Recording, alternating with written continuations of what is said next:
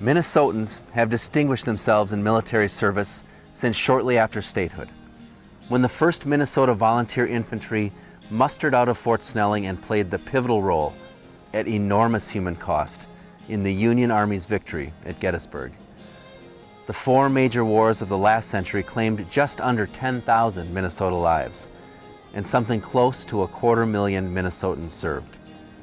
Monuments and memorials all around our state honor the courage and the sacrifice of the men and women who defended our freedoms and our way of life. And for most of our lifetimes, we've set aside the 11th day of November for a recognition. But our duty to Minnesota's veterans is very much part of our present. Over 400,000 veterans and their families now live in Minnesota, and more than 15,000 Minnesotans currently serve in our military.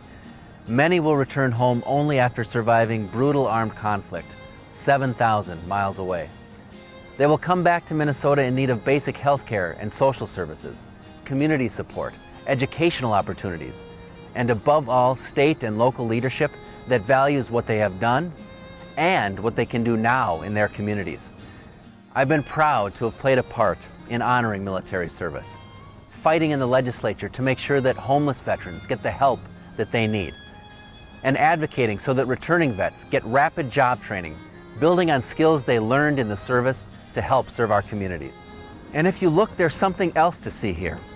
As I helped dedicate this site in Richfield on a windy afternoon this past Memorial Day, I was struck by how these enduring symbols of our civic sentiment are not just about the past, but also about our investment in future generations, in the future of our state and in our country. We belong to something larger than ourselves, to a family, to a community, and to a country. And that belonging is more than just about identity and privilege, but also about responsibility and service.